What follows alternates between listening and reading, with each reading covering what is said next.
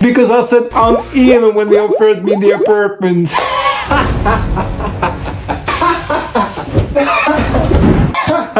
Hey guys, it's JEELMIN here. How's it going? I hope everything is great for you, and let's begin. As just on the title, I'm going to tell you how I moved out of my student apartment. First, you have to know that I moved into this apartment, not this date, but the one you saw my room in the previous video. You can watch up here, I guess, after this video. I moved in the apartment about 2 years ago, precisely in April 2021. I had to take inventory first, but that's another story which is not interesting at all. Before I moved out, I had to pack all my stuff in my luggage, but guess what? I had too much stuff. The 2 luggages I had weren't sufficient. I had the 3rd luggage, but to avoid of suffering with 3 luggages plus 1 backpack, I put the smallest luggage in the middle-sized one, and that's the big one, but anyway. So what did I have to do to pack all the stuff that I couldn't put inside the luggage? I put some stuff in some cardboard boxes and sent them to one of my mother's friend's house. I had to pack boxes of laundry, like bed sheets, pillows, and clothes, plus some others with some miscellaneous gadgets I don't even use every day. At the beginning, I thought that 2 cardboards, no, not 4, 2 cardboards would have been sufficient. But absolutely not! Not at all! Then I thought 4, then 6, but finally 7 cardboards were finally sufficient. And it took me 2 days to pack all that. The 2 days before I moved out, because I had to move out the next day at 11 a.m. But when I finally finished packing all my boxes, I had to clean up everything in my apartment. The owner visited and she told me that I had to clean up so many things.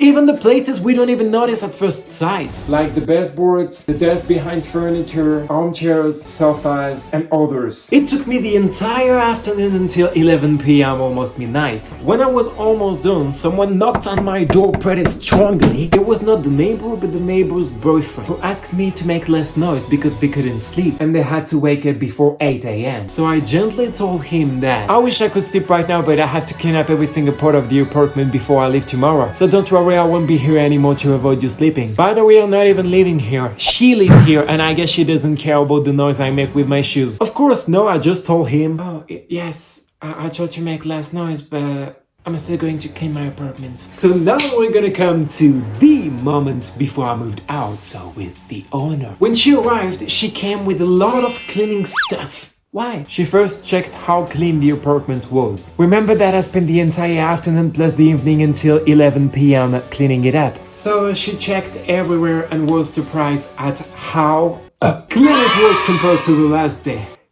Phew. First step, checked. Then she checked if some stuff were missing. And yes, of course, I broke a lamp, a plate, lost an ashtray, and some tea towels. Oh, and I broke a broomstick and made a hole in the wall. Not a wall in a hole. She first told me that I would have to pay for the things. But after I told her that I would let her my microwave, my umbrella, and my vacuum, she finally told me that I would have to pay anything.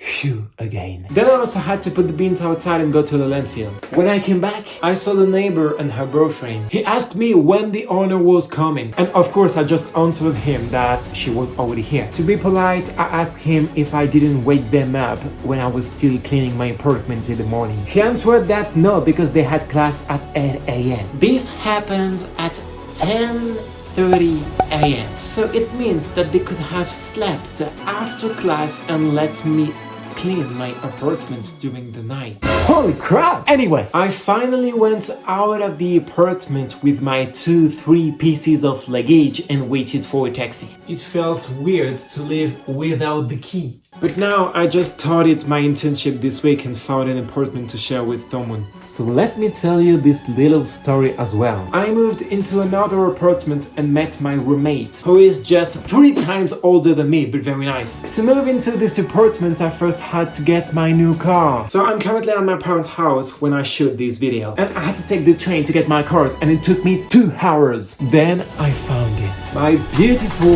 blue car, almost brand new. The mechanic explained me how it worked and where the different buttons and other stuffs were. Then I put the address of my new apartment in the GPS and drove towards it. I didn't drive since 2020, so it was a bit weird. But it was like I drove the day before. That was so cool.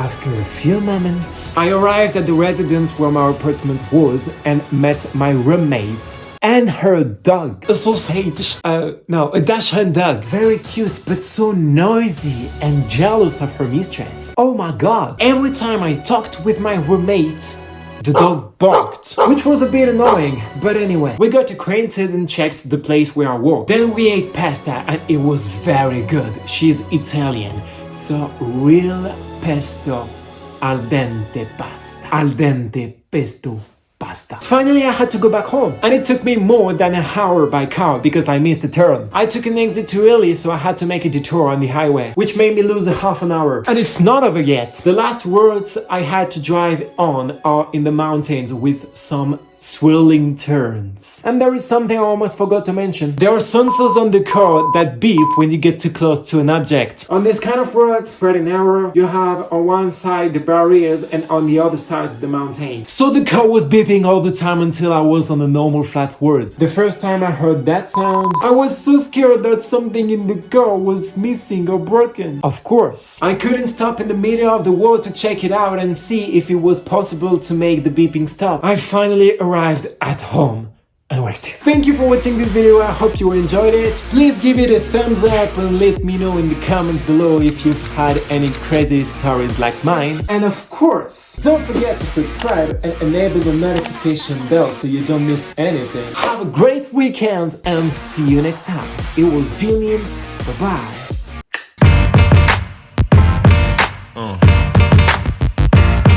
Yeah.